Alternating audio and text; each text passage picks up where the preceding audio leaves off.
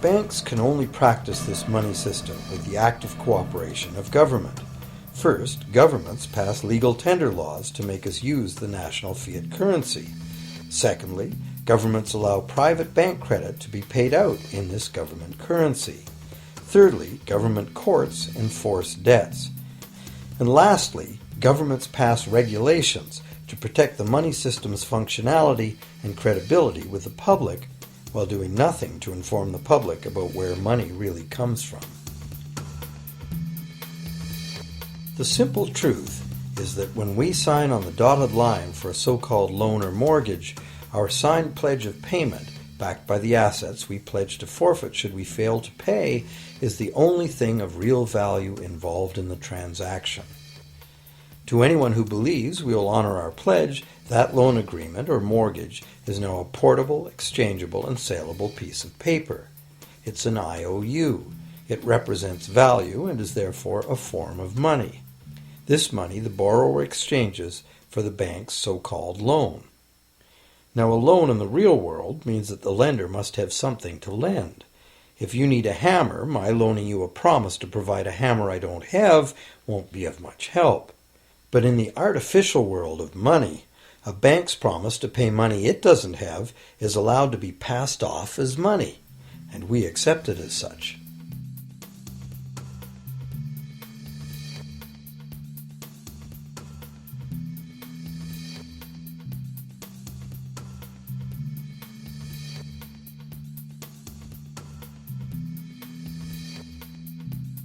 Once the borrower signs the pledge of debt, the bank then balances the transaction by creating, with a few keystrokes on a computer, a matching debt of the bank to the borrower.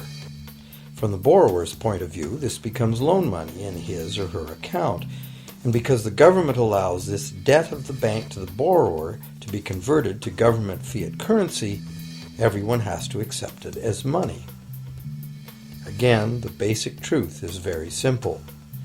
Without the document the borrower signed, the banker would have nothing to lend. Have you ever wondered how everyone, governments, corporations, small businesses, families, can all be in debt at the same time and for such astronomical amounts? Have you ever questioned how there can be that much money out there to lend? Now you know. There isn't. Banks do not lend money. They simply create it from debt. And as debt is potentially unlimited, so is the supply of money. And as it turns out, the opposite situation is also true. Isn't it astounding that despite the incredible wealth of resources, innovation, and productivity that surrounds us, almost all of us, from governments to companies to individuals, are heavily in debt to bankers? If only people would stop and think, how can that be? How can it be that the people who actually produce all the real wealth in the world are in debt to those who merely lend out the money that represents the wealth? Even more amazing is that once we realize that money really is debt, we realize that if there was no debt, there'd be no money.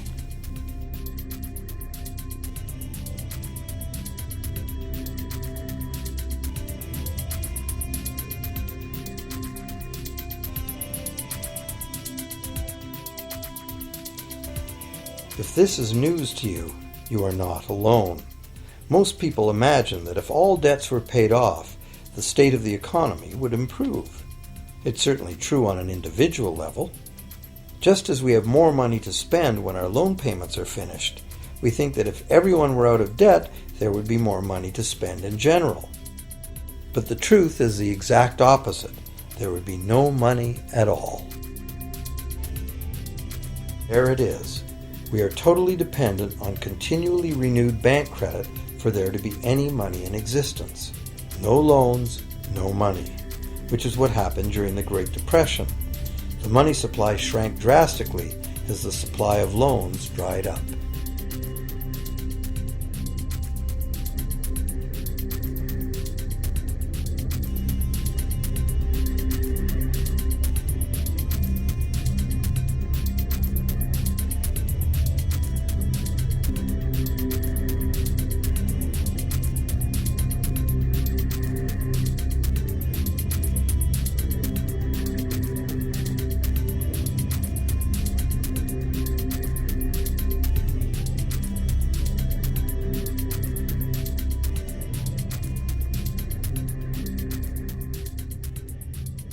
And that's not all.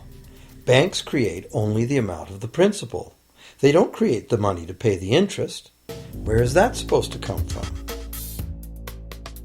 The only place borrowers can go to obtain the money to pay interest is the general economy's overall money supply.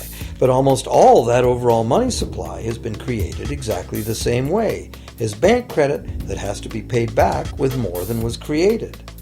So everywhere there are other borrowers in the same situation, frantically trying to obtain the money they need to pay back both principal and interest from a total money pool which contains only principal.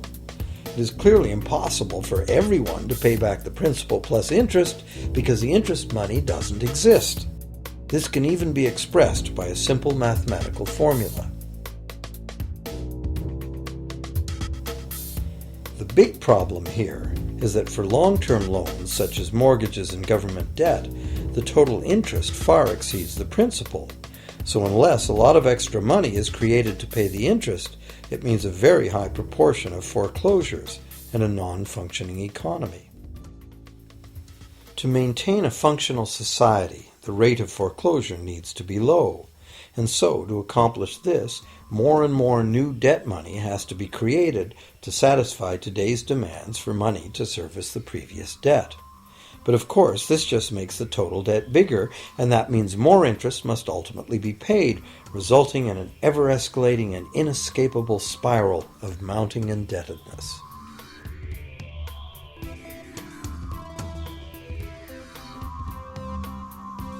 It is only the time lag between money's creation as new loans and its repayment that keeps the overall shortage of money from catching up and bankrupting the entire system. However, as the bank's insatiable credit monster gets bigger and bigger, the need to create more and more debt money to feed it becomes increasingly urgent. Why are interest rates so low? Why do we get unsolicited credit cards in the mail? Why is the U.S. government spending faster than ever? Could it be to stave off collapse of the entire monetary system? A rational person has to ask, can this really go on forever? Isn't a collapse inevitable?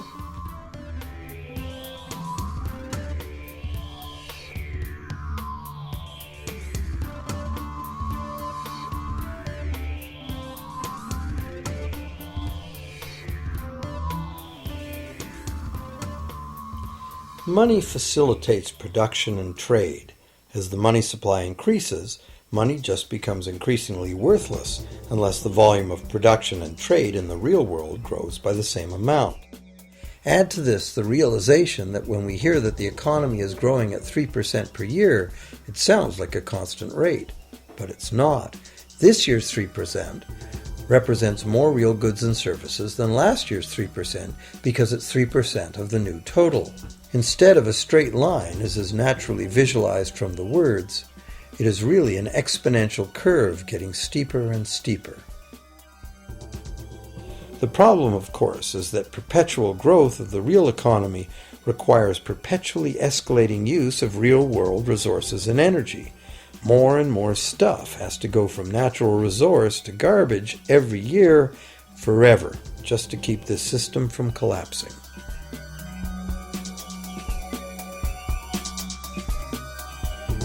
What can we do about this downright scary situation?